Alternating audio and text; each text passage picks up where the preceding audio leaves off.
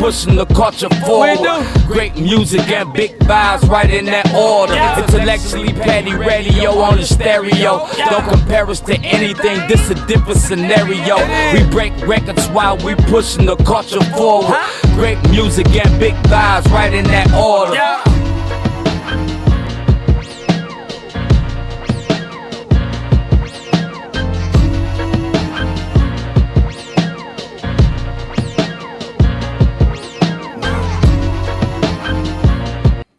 And you are now tuned into another episode of Intellectually Petty Radio, brought to you by M3S3 Clothing, Men Make Moves and Suckers Stand Still, and Photos by Van. And you know, man, I don't fuck around doing this show, man. Legends only. And I'm telling you, give it another year. First off, he won't accept my calls at that point because it'd be too huge. But secondly, he will be your kid's favorite rapper, your mama's favorite rapper, and your grandma's favorite rapper all rolled into one. PARTYAT4, welcome to the conversation. How you doing, bro? I'm humbled. I'm well. How are you doing? I'm doing all right, man. And I mean that shit too, man. I've literally told people you the next guy. Thank you, man. I'm working towards it, and we bringing things to fruition, most definitely. I've watched you. You know, I do my research a little bit. I try. So I've seen you do a couple interviews. I've seen the effort that you put in. I talked to Play. You got it all, bro. It's like you ready for, some people not ready for success. Mm-hmm. Some people get success, but they don't prepare themselves for it, and you can tell. Yeah, most definitely. You have not only perfected your craft as an artist, but the other shit that go with it. Mm-hmm. Is it intentional, or is that just the way you just wired?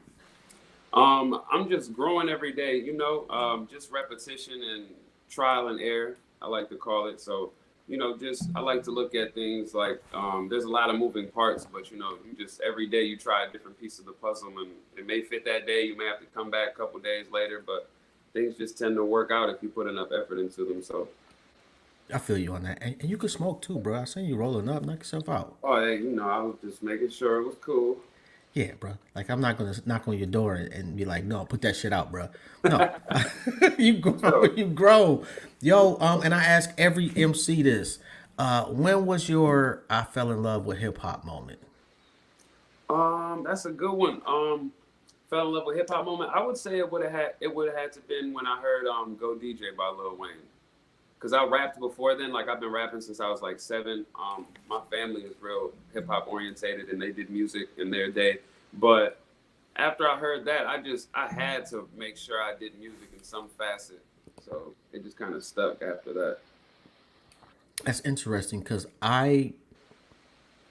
you're kind of like a mix between Busy, mm-hmm. a little Tech Nine. And Twister. Hey, those are all fire legends. So hey, I'm taking it. I mean, like when you sitting down, are you because you got a lot of layers to your shit too, mm-hmm. And I heard you say that you don't punch in shit. Mm-mm. Nah. So how many takes does it take for you to get like the perfect layered sound for you? Now I don't per se now when I say punch in, I mean no offense to anyone's recording process because mine isn't perfect. I apologize to engineers all the time, but I don't take that long. But with a rap record per se, and again, not to be arrogant or anything, but I say 85% of the time I'm so big on thinking I'm a perfectionist. I read the shit hundreds of times at the crib, while I write, because I don't like to just go and freestyle half the time at the studio. Yeah.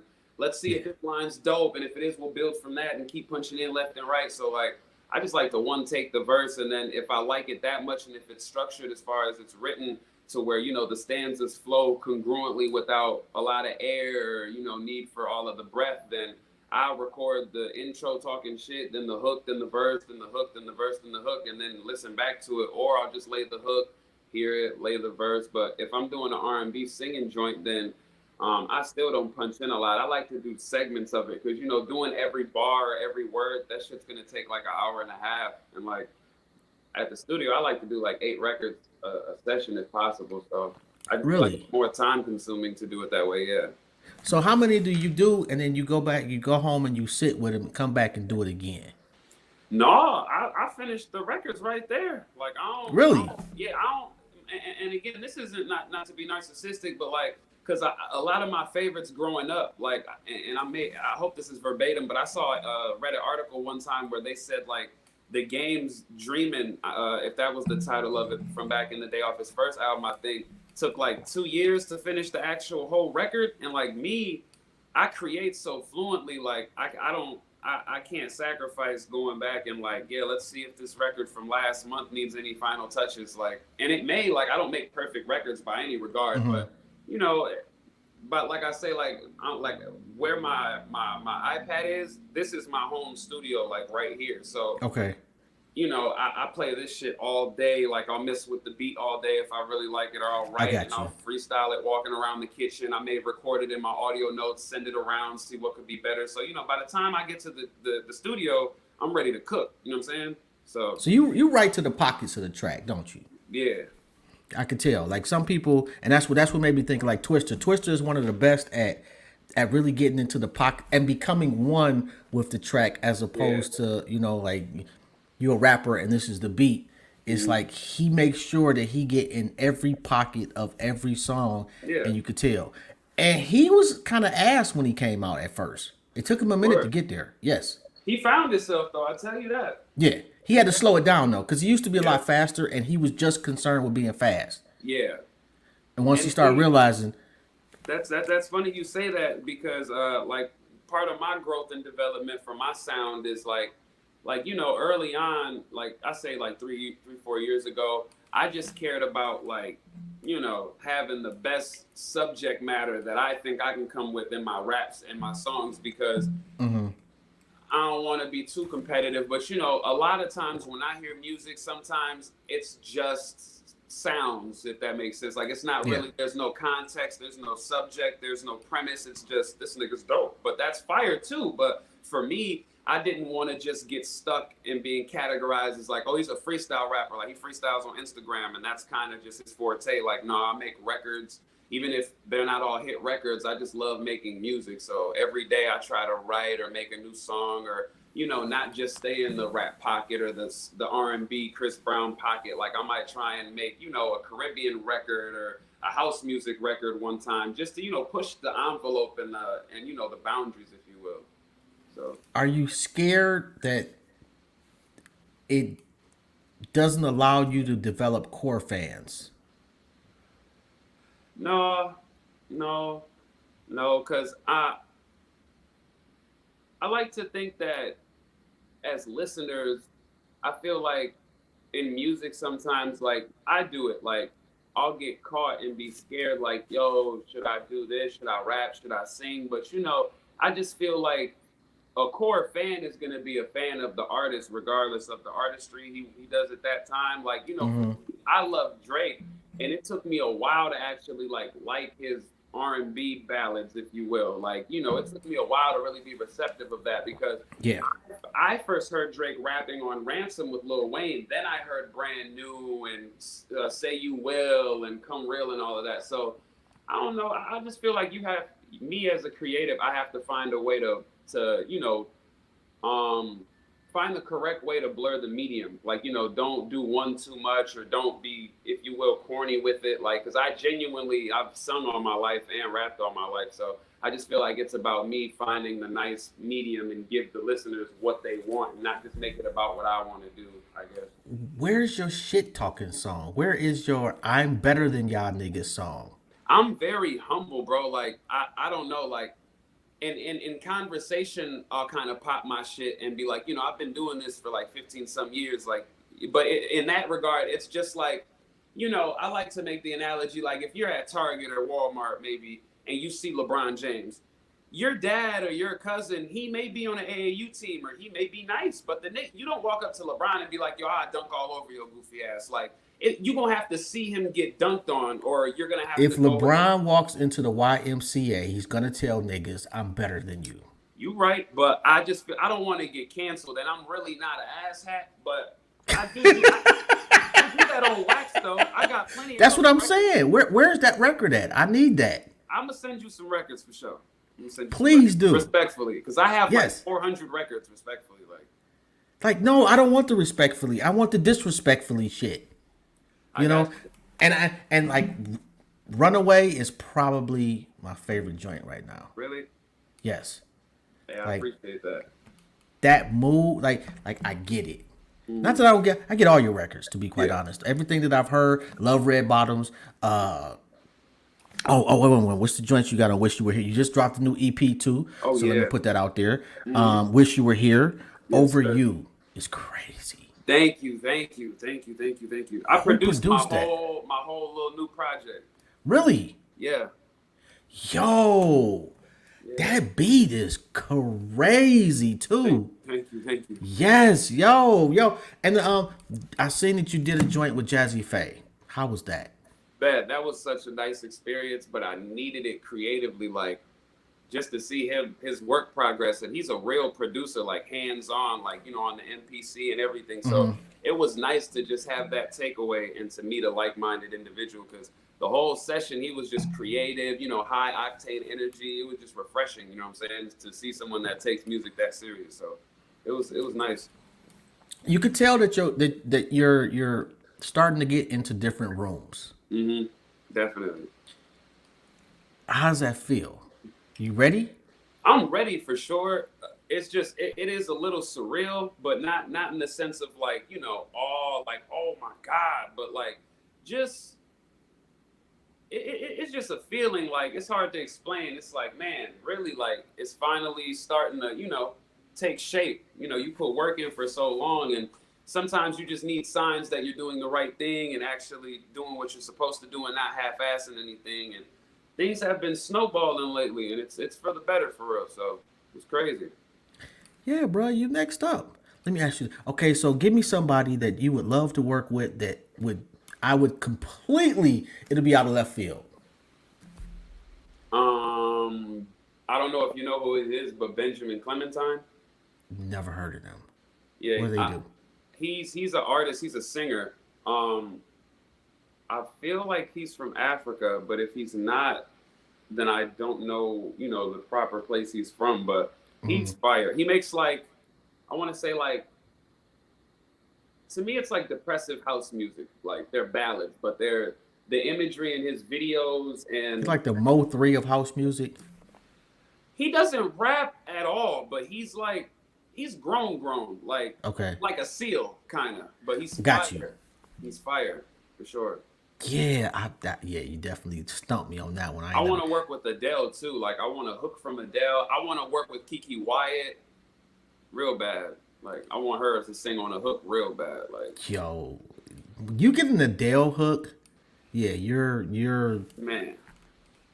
That's pretty much like a flex. Gotta pretty much put it into fruition. Speak things yeah, into existence. that's a hell of a flex though. That like when you get to that level, like you can pretty much you can get anybody. You can get Beyonce if you want to. Yeah, like that'd be crazy. Yeah, I would like to see. I'm trying to like. I would kind of like to see. Damn, what's the joint that Bone did with Tupac? I can't remember the name of the joint. Yeah, I can't remember. But I know it's got the boom. I want that with you and I'm trying to think. Actually, I don't. I think Little Durk. Me and Lil Durk will go crazy. I think that would work perfectly, and it would give me that same energy. And he just goony enough, and you just goony enough, but got the polish. That shit would be perfect. So when it happens, bro, make sure you shout me out. And I don't care if I didn't croak at that time. I'm gonna let Durk let know, niggas like, know. Hey, put this together. He spoke this into existence. All right, so one thing that really I was impressed by is that you were a student of the game. Dopest pen in hip hop for you. And I mean dead or alive, you can go back as far as you want.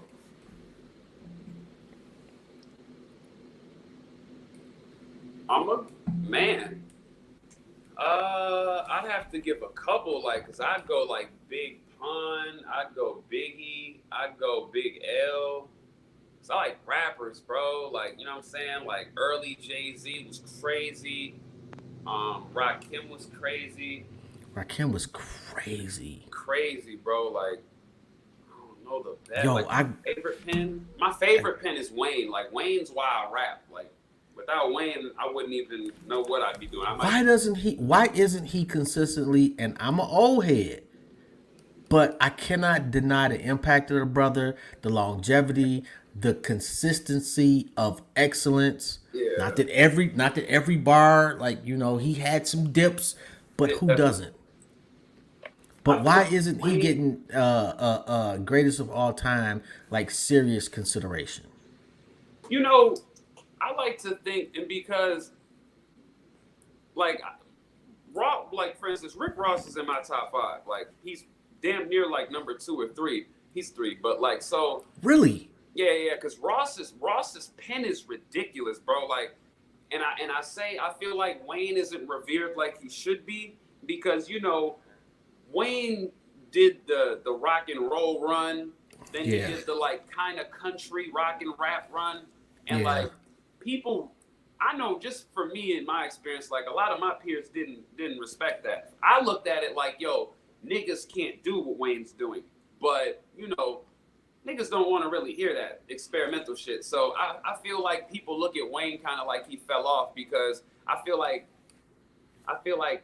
society wanted Wayne to stay in that hustler music bag, you know, that Carter 2 bag, like real street tales. Yeah. And he took his rap metaphor capability and like his rapper capability to the fucking moon. It's like Wayne is saying shit that's ridiculous now, like, and, like, man. But you know what? I'll say that he took the same career path as Snoop, and I got the same knock against Snoop. Like, and I've said this before on the show. Like, Doggy Style was top 5, one of the best albums I've ever listened to. For sure. And instead of chasing that, which most artists would do, he went the polar opposite and decided he wanted to expand his horizons. It just didn't work for him. And go pop and it didn't work. It's good records. They sold, you know what I'm saying? But, you know, like you said, your core fans don't want to hear that. Respectfully. No. So. Yeah, it just didn't work for him. And honestly, like, even with like the Hot Boys, like, for me, BG was like, He was fire for sure. Yeah, going to the joint really just, you know, ate him up. Yeah, ate him up. You know, oh man, that guy was just, he had the street cred, he had the bars, he had the delivery.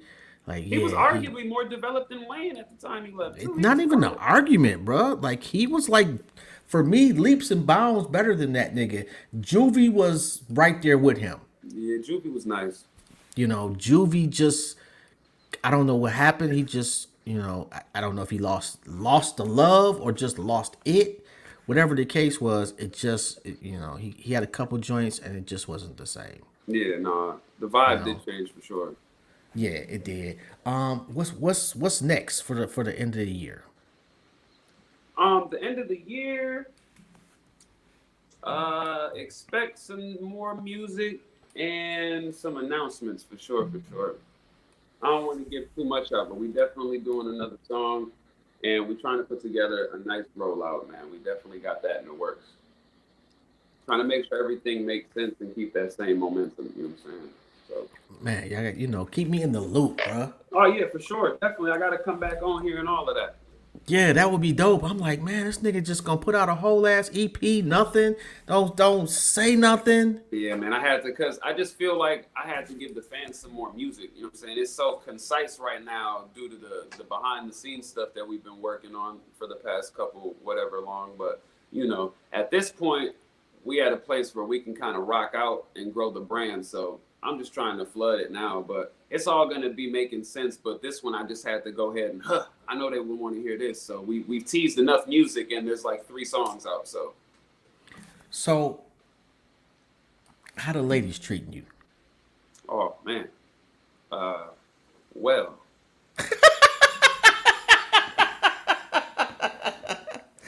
I mean, like, is that? I mean, like, you a handsome cat, so it can't be like just out of the ordinary for you. But is the level of aggression different? Yeah, it's turned up a little bit.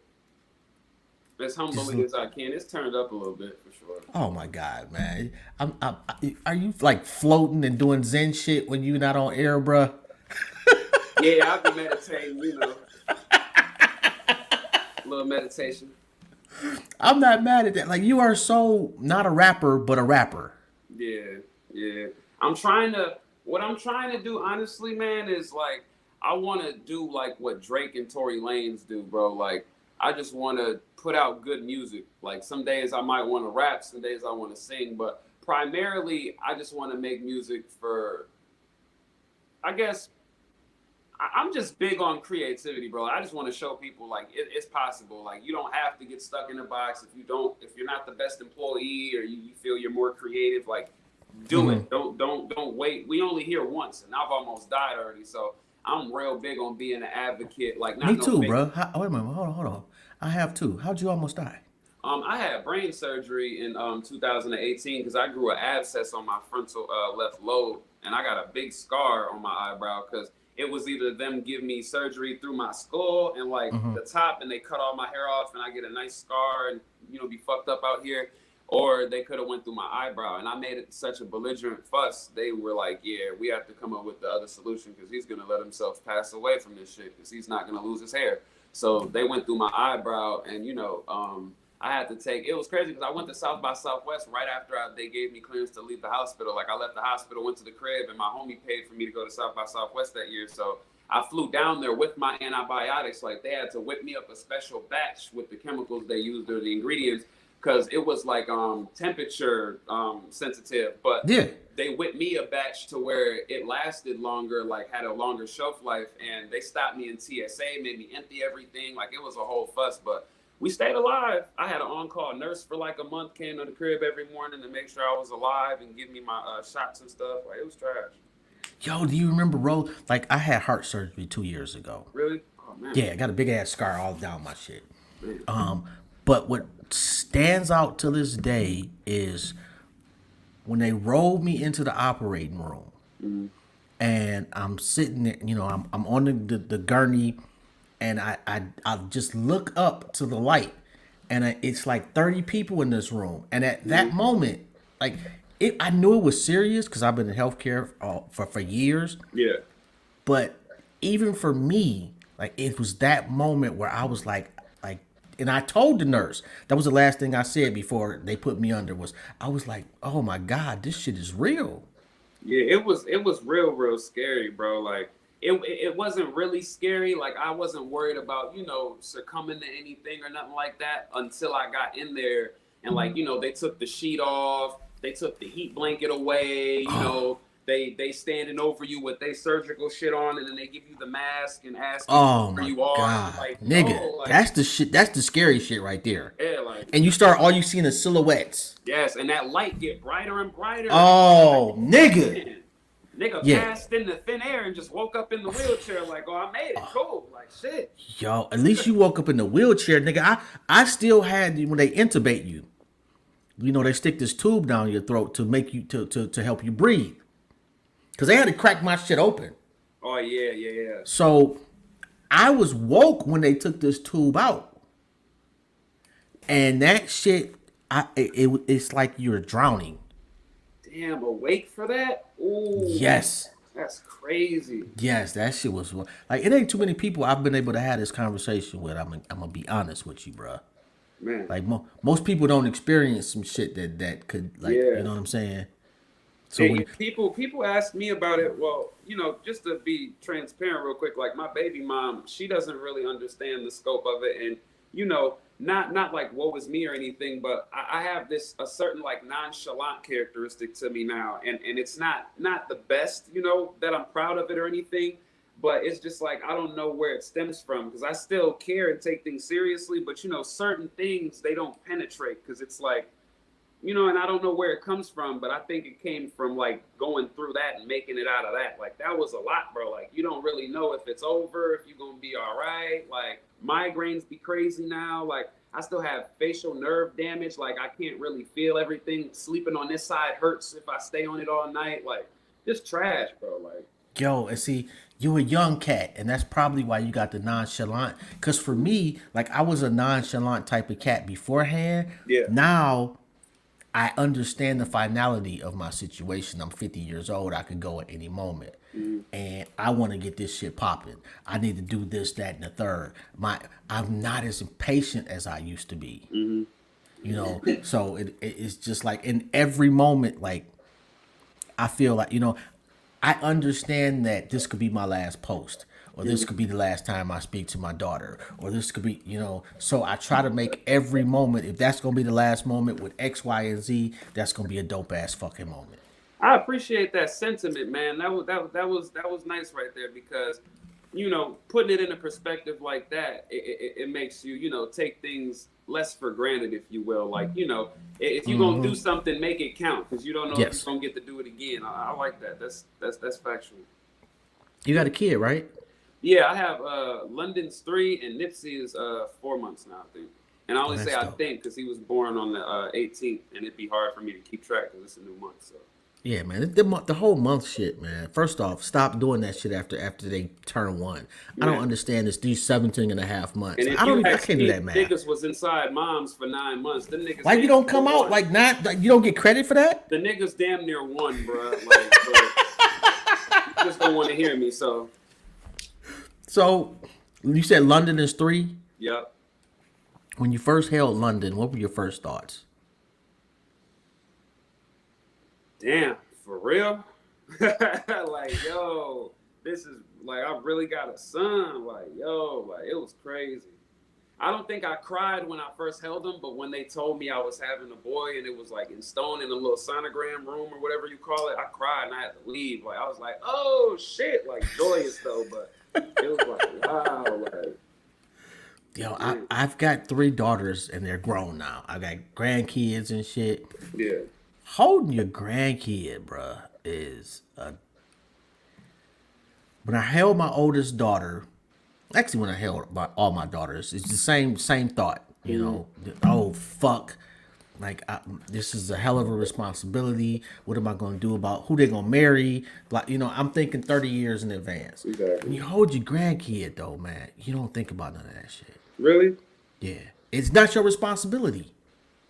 I'm being honest. You think about what you've created. Yeah. You think about your place in world history. Mm-hmm. Like, I have been on this planet and my existence will be here who knows how many generations now. Yeah, that's a deep one there. Yeah, oh my God, man. I'm telling you, man. That's deep. It's a whole fucking epiphany. And then to see these little kids have characteristics like you. Oh, man. I don't think I'm ready for that yet, man. Oh, you got long ass time, bro. 3 years and 4 months. Yeah, you got a long ass fucking time. Yeah. And the greatness that you're gonna leave them pales in comparison to any shit that I've done thus far. Oh, not at all, man. You're a thinker, man. I can tell. That's more important than anything materialistic can buy. Yeah, tell that to your grandkids when you roll up in Target. Hey, my son be throwing a fit in Target, boy. Yo. Lit, boy. Yeah. So tired of Target, boy, and Walmart, because the shit cheaper in Walmart, so he think he getting more. Like, oh my God! Oh, you play video games too, right? Oh man, you play Call of Duty too, right? I already beat the new one 2 days ago. Okay, let's see. My broke ass has not got the new one yet, but I just can't. That's the only game I play. Call of Duty? And I will play this shit for hours. It's fire, bro. Oh my god! But I don't play the story. I'll only play online because I don't like Really? I like being in shooting other people. Yeah, it's just some about that, man. See, and that's crazy. I'm the opposite. I play Call of Duty mobile on my iPad because my homies play it, and it's just quicker because not everyone has PS5 or whatever. So, but on the game console, I primarily play story mode because I have a fat ass 70-inch. So trying to play multiplayer and look over, I'm getting killed. So it'd be like. But on the iPad, I go crazy because it's so small and concise. You can aim. You know what I'm saying? So. Oh, shit. How the fuck is your eyesight that good? And they bust open your eye. Oh, so I almost lost my left eye. Like it was real, like infected and stuff. But my uncle Mike, he was putting like holy witch basil. Holy basil. I forgot what the hell it was called, but it was something. He was putting colloidal silver in there, and then I was wiping it with witch hazel and some other stuff. But yeah, we saved my eye for sure. It was bad though. Like I got pictures. I look like a damn Halloween costume. Yo, that's crazy. So what happened was my tooth cracked and it died, and I didn't know because it was one of my back molars. And then I was a CNA, and I got a sinus infection at work one day, and I didn't know what happened, but it was horrible. They had to drive me to the crib and like set me up some shit that I inhaled to like make the inflammation go away. But then when I moved back to Milwaukee from Minnesota, I was working at Briggs and Stratton making lawnmowers, and they had brought, because I was a temp, they had brought us in this room one day and were like, yo, certain instances of the warehouse, the proximity is, you know what I'm saying, infested with, what's the word? Not E. coli, asbestos. There you go. Yeah. So the shit was in the rafters and shit, and then the shit would fall. So to get to the break room, there was this segment that was chained off, and you could bypass like 30 minutes of the walk it took to get to the break room for the part where I worked at. So we cut through there because the gate would be left open from the prior shift sometimes. So one day, true story, I had my safety glasses off like you're not supposed to do because I was trying to get to the food. So I walked through, and some shit fell off the ceiling miraculously into my eye. And then I had to go get it washed out with the little science station and the nursing station. And they kept giving me so much Tylenol. And it came to a point where the nurse at the job was like, yo, I could lose my license and get fired because we're not even supposed to be giving you this. Like, I'm giving you my 500 strength Tylenol because you say your head hurts. Like, if it's this bad, maybe you should go seek, like, counsel. Exactly. So then when I went, they kept telling me nothing was wrong. But then I woke up one day and, like, literally couldn't fucking see, couldn't really, like, I was in pain to get up and shit, and then got fired, sat at the crib for like 2 weeks just in pain. And then one day my uncle came in and made my mom come take me to the hospital. They took the x-ray. Well, it took me like 4 hospitals because I didn't have insurance, but then Freighter in Milwaukee ended up taking me, and then they did the x-ray, and it was like a big ass golf ball size abscess in my shit. And then they were like, yeah, your son's less than like 18 hours away from succumbing to his infection. Like, it's in his brain at this point. We need to operate now. And my bill was like $1 million, but my brother's stepmom works for the state, so she went ahead and had somebody do something and backdate my insurance, and yeah, they fixed all that shit. And here we are. What the fuck? Yeah. Yo, that's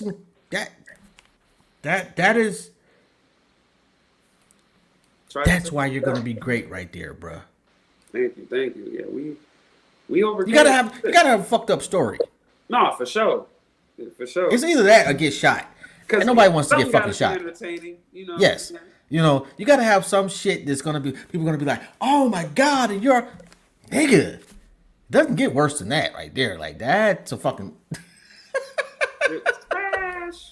Yo, I know your mom's was, oh my God, I can't even imagine. Yeah, they wasn't happy. They was pissed when I told them, y'all not cutting my hair to save my life. Pops called me so pissed. I was like, damn, Pops damn near finna beat my ass. Like, man. I can understand that, bruh. Like, who you realize hair grows back, right?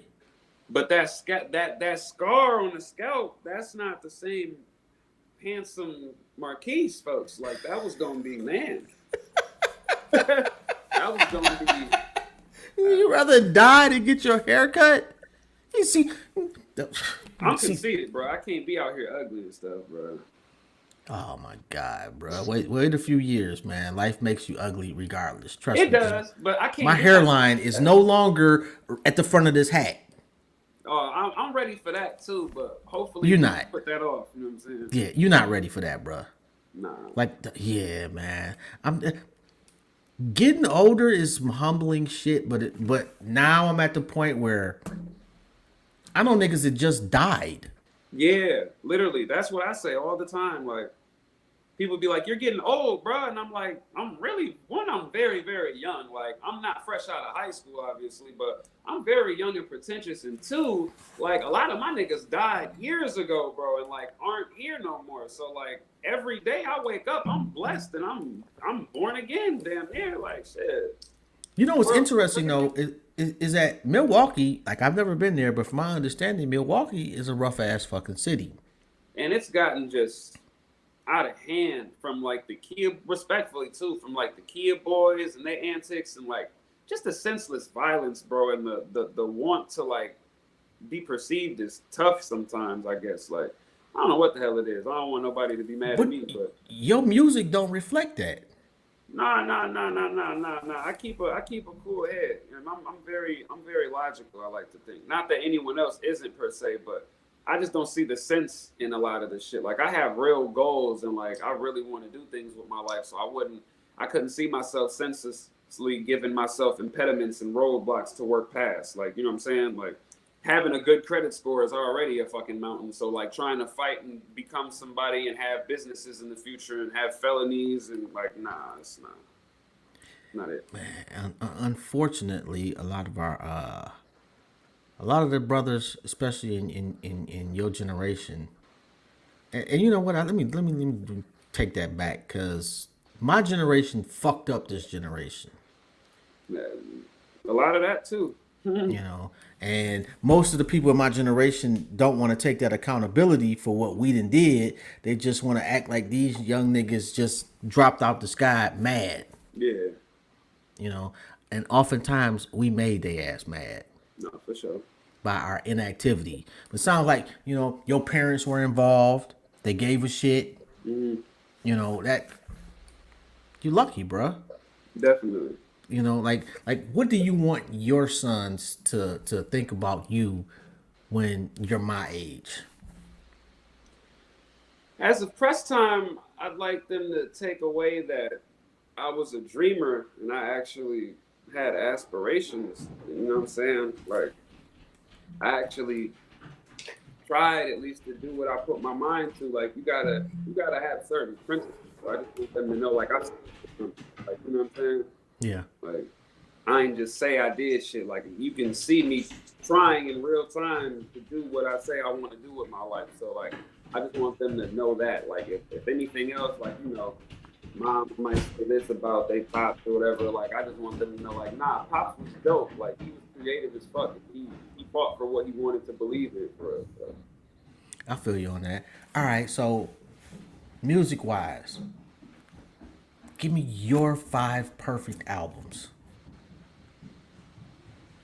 Mm, 5 perfect albums. I'm very subjective and opinionated with music, bro. If I can start there, like, okay, cool. No. Let's go. The Weekend Thursday. Okay. Let's go. Um, let's go. Rick Ross. God forgives I don't. Let's go. Lauryn Hill. Miseducation of Lauryn Hill. Let's Definitely. go. Let's go.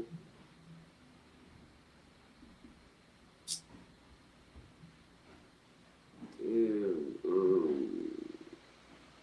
Perfect album, like no skips type vibe. Absolutely.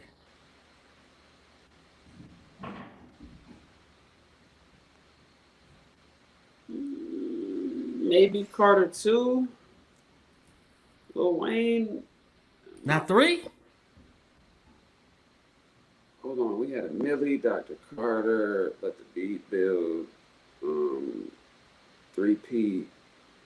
Okay, yeah. Carter 3. Let's switch Carter 2 for Carter 3 because I wham that religiously. That's a good catch. And then the fifth one, ooh, ooh. Let's go. I'm gonna have to go Party Next Door 2. Yeah, I'm gonna have to say Party Next Door 2. Yeah, I've never heard of that one. You listen to Outkast? Yeah, but not a whole project going through. Oh my god, And bro. the hip hop heads not gonna like that when they hear that one, but just not through and through, man. Not even Southern Playalistic? I have to go back and revisit. Like I was very like one track minded as a kid. Like it was either Wayne Ross or you know what I'm saying. Like it wasn't really. They And were on my mixes, like, but a whole project. there's one thing I will say that I think you and Ross got in common. I don't know that there is another artist that picks beats for them as perfectly as he does. Yes, Ross And goes you nuts. got that quality. Like you Thank pick you. shit that I probably like if I just heard the beat, I'd be like, okay, that's cool. And you turn that okay, that's cool into that's fucking dope. Thank you. That means a lot. I try to pick good beats. I think, and like, part of why I'm so opinionated in music, I just had this epiphany when you said that. So thank you, actually, because me and my manager were just talking like, bro, a lot of rappers don't realize that you suffer. Half the battle is having a good beat, and then on that same spectrum, on the opposite end, a lot of these niggas get away with sonic murder because the beat is fired. So niggas just want to hear the beat. So you know what I'm saying? For me, I feel like because I'm a producer, if I don't like the beat of a nigga song, I'm not even gonna let the song ride because I don't want to hear the beat because I'm that opinionated because I produce. So if I don't like the beat, I really don't even want to hear your song, to be honest. So beat selection is very sequential. Like, That was definitely a problem for Nas. yeah, oh man, yeah, Like he picked some ass beat. He it was feast or famine with him. Either he picked beats that fit him perfectly, yeah. or it was tragically horrible. But I do got somebody else, pen wise. Look up Razcast. Rascals, let me write that down. Yes. As a matter of fact, start with Nature of a Threat. I think that's the name of the song. How do you spell his name? Raskass. All right, that's cool. All right, cool. May suffer a little bit from the same affliction that Nas had, but just being honest. However, like pen wise, dude is fucking absolutely the best on the West Coast when it comes to just writing down raps. Yeah. Not even close for me. But as far as No. just man, the artistry of actually writing shit, that guy is fucking ridiculous. Like I would, like for Penn, definitely him. And I think we get confused sometimes with Penn and delivery. Yeah, for sure. Like some people's delivery is just like Twister's delivery, phenomenal. Rick Ross delivery, phenomenal. Voice is crazy. Yeah, like Rick Ross knows his bag and he doesn't veer from it. For sure. You know, and he's able to use that bag in different song spectrums. Facts. Not everybody can do that. And it works very well for Ross. Like, Yeah. Jay-Z, I was not a Jay-Z fan until he retired. I wasn't a Jay-Z fan for real until Magna Carta Holy Grail, honestly. Like, I liked American Gangster, and I think Blueprint 2 was fire for me. But, like, overall, I just didn't really want to hear that shit until Magna Carta for some reason. What was the one where when he retired? Well, let me give him some air quotes. I can't remember, but he made the whole like concert shit and everything. Like When when that he Blueprint did, 3? it might have been. I'm not sure. Don't quote me on that. So whoever listening to this tomorrow or in 1,000 years, don't get mad at me. I think it was Blueprint 3, I feel like. But after that, he started rapping like an adult. That's what I mean. He sounded like Ross now, like with the cadence and the beat selection was crazy. I don't know if it was like the beat selection. He had always picked kind of like soulful, mature beats, but he didn't match that with the topics. I know once that man chose the need to say wasn't for the cane, wouldn't be able. I was like, yo, my nigga said I was in Paris. I seen the Eiffel. I was like, yeah, this nigga's talking now. He started saying, fuck what people think. At least this is my opinion. Mm-hmm. And he stopped, like he had gotten to a level of success where flopping really he didn't care. Yeah. And when he stopped caring, the artistry got so much better. Facts. Is that a struggle nowadays where you between caring and pleasing? No, I'll say no because, and just a disclaimer, not to be arrogant, but I make music that I want to hear. It, like, if that makes any sense, like, that's why I like go over it so much because, like, in my mind, I'm my biggest critic. So, what's your biggest criticism of you?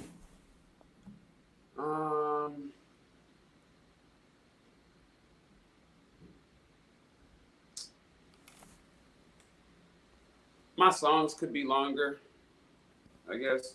Like, Drake and Weeknd and them niggas records be like 4 or 5 minutes. Like, I like my shit to be like 2 minutes and some seconds because I feel the replay value is way crazier. So I might do. But you in that this is for this generation. That's a song length. Yeah. Like when I was 2, niggas was making 10-minute songs. That's ridiculous.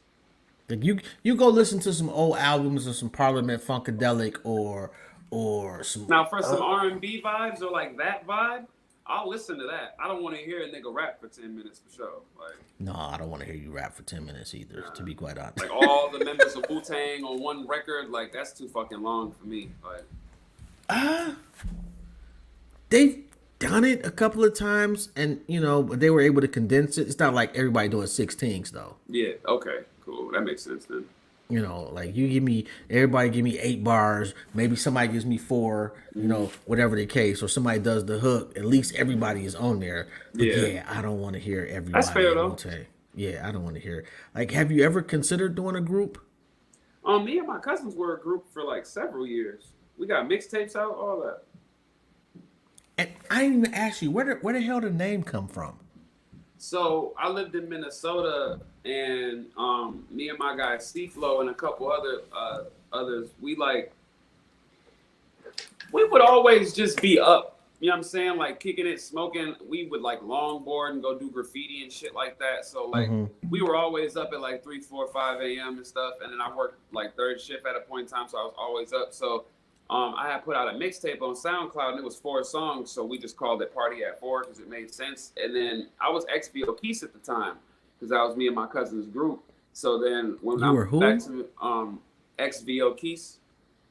Oh wow. Yeah. So XVO was the group, and it stood for Extreme Visual Abstinence, and that basically, you just believe in what you see, you project out into the world. So, So when I moved back to Milwaukee, my manager had hit me one day on some random shit like, yo, I Googled Party@4 and you're the only result. Like, there's no other people that use this entity or moniker at all. So I was like, oh, well, fuck it. It makes sense to just go with calling myself that because I'm the only Google result. So, and then Milwaukee's area code was 414. So we were just like, it kind of resonated and made sense. So we just stuck with that. When I heard it, I'm like, man, that's dumb. Yeah, my only thing. Then when I heard you, I said, wow, that's genius.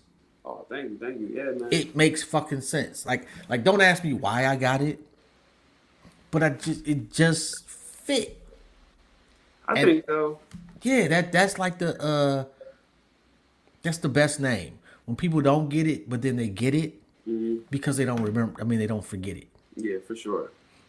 I'll see you. I've been forgot a whole bunch of shit in 20 years. God willing, I'm still here. But I'm not gonna forget that your name is Party@4. My man. Good. I mean, it's thick. Yeah, absolutely, man. Oh, and if nobody tells you, bruh, like if nobody's told you today, I'm proud of you. Thank you, bro. I mean the world to me, man. Definitely. Well, I'm big on telling our young brothers and sisters that actually everybody, man, because we all need to hear that shit, you Definitely. know.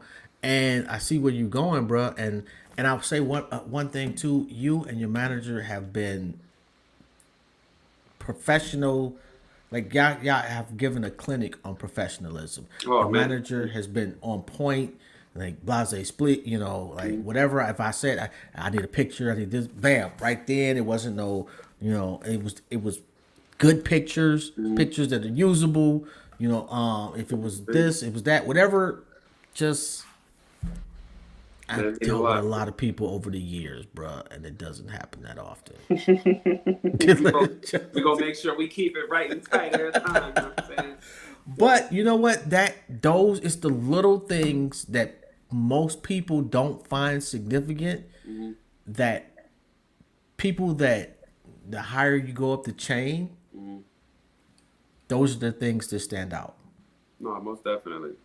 Because The you got to little think things about it. make the big things. So. Absolutely, you got to think a CEO hears from 1 million people a day. Mm-hmm.